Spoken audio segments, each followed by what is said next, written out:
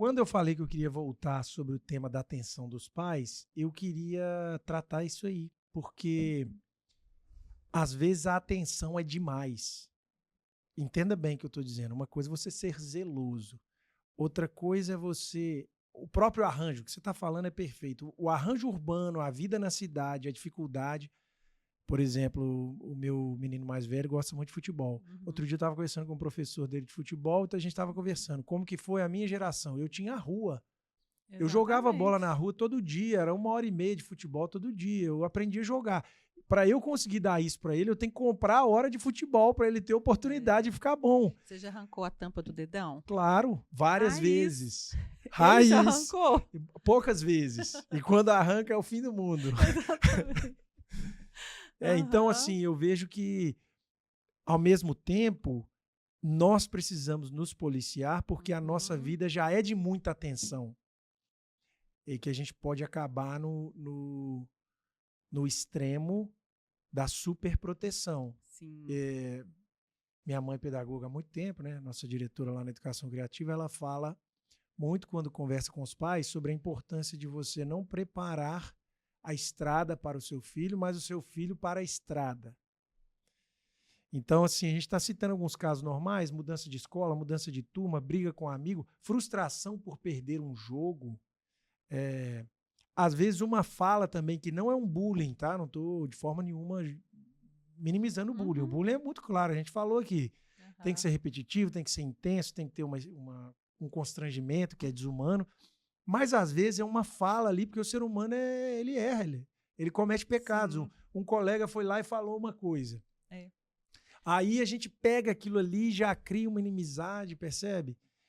Sim. E se eu entro intervindo demais... Exatamente. Então, o que a família pode fazer? Orientar a criança inicialmente como ela vai resolver aquele conflito ou aquela dificuldade, porque ela vai passar por situações semelhantes em outros contextos que o pai pode, às vezes, não saber, né? Tem contextos que a criança vai contar, outros não.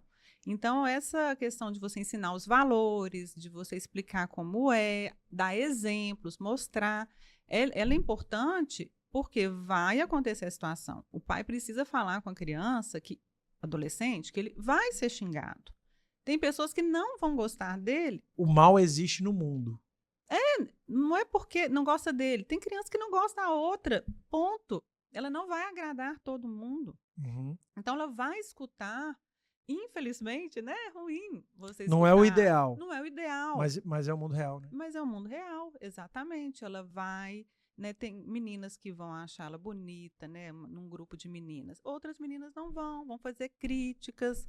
Agora, a gente vai, então, orientando ali até realmente como ela pode comunicar de uma forma construtiva, como ela pode buscar conciliação ali naquele grupo. Não tem como? Então, vamos afastar as estratégias de habilidades sociais que a gente fala, né? A gente tem que orientar os nossos filhos a desenvolverem habilidades sociais. Algumas crianças têm mais dificuldade, elas têm menos habilidades sociais.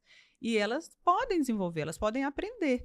A família, normalmente, é o núcleo que deve ensinar primeiro, mas a escola também é importante, né? A escola é um ambiente social que ajuda muito nessas regrinhas sociais, nas regrinhas de conduta, e a gente vai acompanhando ali para que esses eventos negativos que vão acontecer não sejam experimentados de uma forma tão negativa, que aquela criança não leve aquilo, né, que termine ali, né, que ela consiga barrar uma situação rapidamente, né, tanto com as suas habilidades sociais pelo diálogo, ou ela também se protegendo mesmo, entendendo assim, essa amizade talvez não é para mim agora, não tá sadio, vamos deixar para outro momento. Principalmente ali quando vai virando, né? 9, 10, 11, pré-adolescente, adolescente já. Sim. Já idade, tem essa né? percepção, virar a chave, né? Diz que o professor de sexto ano, ele vai direitinho assim pro céu, né? Ele vai, já vem com a auréola aqui, ó. Sim, porque é exatamente uma fase que eles já estão ali se achando adolescentes, né? Uma mudança muito intensa, né? E muita discrepância de idade, né? Na mesma turma, você tem aquele que o desenvolvimento é mais lento em relação à maturidade e físico, e o outro está lá na frente. Não, e outra coisa também, às vezes as meninas têm vamos dizer assim, um pico de crescimento, e acontece nessa faixa etária das meninas estarem um pouco bem mais desenvolvidas que os meninos. Então, Exatamente. você vê assim uma dominação completamente desproporcional em relação às outras séries, né? Que você vê os alunos, vamos dizer assim, com certo desenvolvimento. Às vezes no quinto, sexto ano, você vê meninas mais enérgicas, Sim, dominando sim. mais assim naquela faixa etária, Sim. porque elas já desenvolveram, já estão com a cabeça mais voltada para atenção para as coisas adultas e tal. E aí vem as mudanças hormonais, É. entrada na adolescência. Então, é uma fase que realmente os pais, né, e a escola tem que dar uma atenção especial, porque um evento pequeno, aparentemente pequeno, para eles tem um valor emocional muito grande. E aí, às vezes, um adulto faz uma leitura da experiência que ele tem, do ponto de vista dele, como sendo uma coisa simples, boba, e realmente é do nosso ponto de vista, mas para ele não. Para ele que está no processo de construção da identidade, né, que vai ler aquela situação ali de uma forma que ele está vivenciando algo que pode fazer muita diferença na entrada dele do grupo social ou não, né? Eu fico impressionado porque essa percepção de idade eu estou começando a ter mais agora que eu estou chegando mais perto dos 40. Uhum. E aí eu reparei que o meu filho falou outro dia assim, pai, você não joga bola nunca, você nunca joga bola comigo. Aí eu falei com ele, foi dia tal. Ele falou assim, então, nunca. Aí eu parei de pensar, porque na verdade, um mês para ele é muito tempo, né? Exatamente. Assim, quando que ele jogou bola comigo, né? E É. aí já parte E eu pro... acho que essa questão do trauma também tem que ser iluminado por isso, pela maturidade da criança. Às vezes um evento pequeno, ali você tem poucas oportunidades. Na nossa correria do dia a dia, quando você vê, já passou 2 meses, já estamos em março. Para a criança ainda falta um mês. Não, ainda falta um mês. Então, a gente vai na nossa rotina ali, falando, depois eu olho. Já passou um ano, você perdeu a oportunidade de ter um diálogo, de instruir, e de repente Exatamente. algo que seria, vamos dizer assim, curado ou contornado dentro da vivência Uhum. dialogal do lar, Sim. evoluiu para uma coisa que agora você precisa de um tratamento, um acompanhamento. Sim, exatamente. Essa atenção para as pequenas mudanças, ela é muito importante. E aí você falou uma coisa que a gente vê muito na clínica, são os casos que chegam tardiamente. Exatamente porque a família já percebeu uma mudança. Ela já percebeu uma mudança no comportamento, no jeito de falar. E o que a gente sempre escuta? Eu esperei para ver se não era nada, se era uma coisa simples. E realmente tem que ter ali, às vezes, um tempo de esperar um pouquinho. Como a gente falou, não é tudo que você vai, né, logo ali achar que é. Mas não pode fazer uma vista grossa, né? Não pode deixar uma mudança de comportamento não ser um tópico de conversa, de um diálogo em casa. Né? Não validar também é um problema, né? Sim. Impedir um diálogo, proibir de ser um assunto, pode ser um... Porque é muito bom quando a criança e o adolescente eles sentem a liberdade de chegar e falar.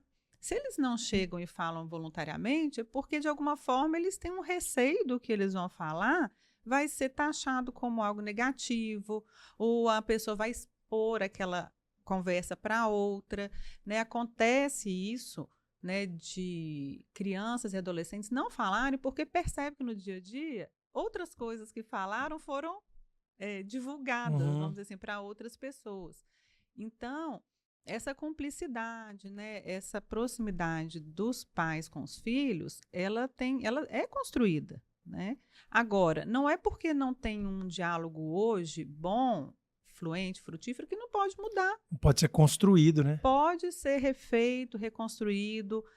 O importante é a identificação de como é.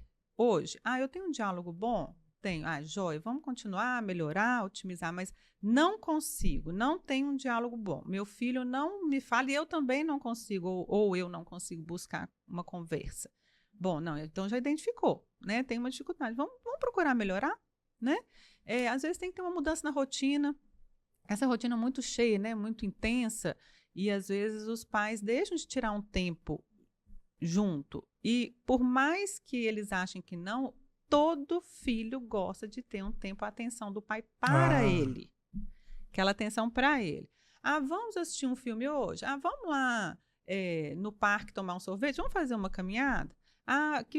sabe, tem que se interessar pelo que ele está interessado, entender os interesses, se aproximar por ali, né? E a partir dali, né, vamos dizer assim, paulatinamente ir construindo, reconstruindo esse relacionamento. Mas é importante que o pai entenda que tem que partir dele. Ele é o Ele que adulto, toma iniciativa, né? né? Ele pode ter tido as dificuldades dele, porque é muito comum também que um adulto que vivenciou um trauma, né, lá na infância, o adulto hoje, ele pode ter vivenciado um trauma na infância, na adolescência, ele não resolveu, ele deixou isso lá no cantinho, às vezes pode ser difícil para ele falar de algumas coisas ou lidar com algumas coisas na vida adulta. Tem o caso da projeção também, né? Que é o pai que passou por uma dor lá atrás, agora tá vendo o filho passar pela mesma dor. Aí Ou ele ou não não viu, quer ou que... não viu passar e fala assim: "Ah, você tá com essa dor, né?" Sim, sim.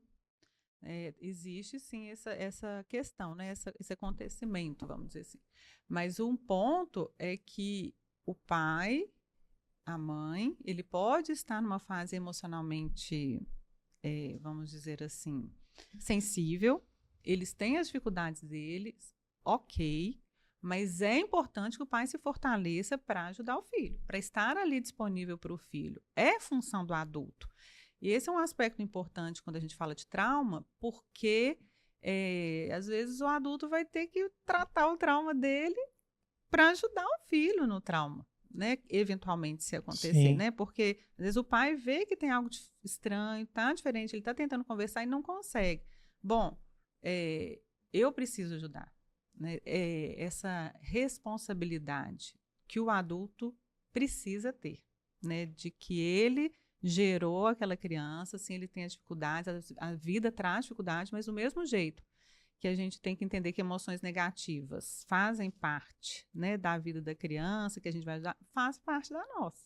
Então, a gente tem que procurar trabalhar essas emoções negativas para viver o quê? No estado de bem-estar a maior parte do tempo. Né? A gente tem que ter, assim, existe essa frase, né, uma tendência que a gente escuta muito, que a gente vive buscando a felicidade. Eu acho muito bom, acho adequado a ideia de você ser feliz. A gente quer ser feliz.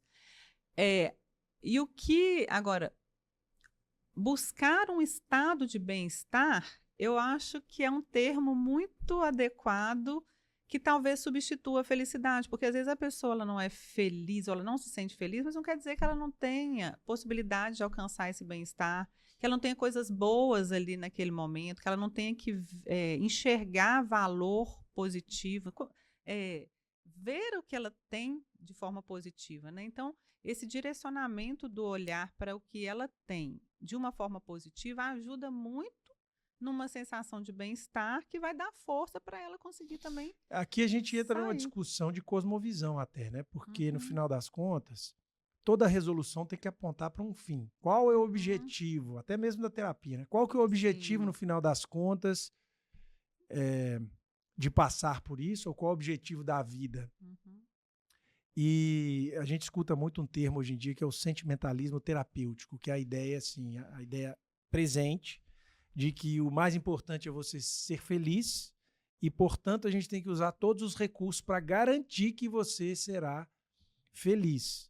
Eu acho que isso tem um pouco a ver com essa incapacidade das gerações atuais de lidar com a dor, com o sofrimento, que são notas, são situações normais da vida, porque você começa a mudar o mundo inteiro para garantir que uma pessoa está feliz, está se sentindo bem, mas no final você está cada vez mais tirando dessa pessoa a capacidade de lidar uhum, com as dificuldades. Né? Então, assim, a gente lê um pouco sobre a geração Z, por exemplo, que está entrando no mercado de trabalho agora, e tem até memes na internet sobre o day off deles, né? Que ele acontece sim, alguma coisa, hoje não vai dar para trabalhar não. Por quê? Porque eu tô sim. muito chateado que o meu cachorro olhou meio torto para mim hoje, então vou ter que... E apesar de ter os exageros, claro, os exageros cômicos, Uhum, mas reflete um pouco, talvez, da geração, da capacidade da geração atual de lidar com o sofrimento, justamente porque houve talvez uma superproteção para evitar traumas.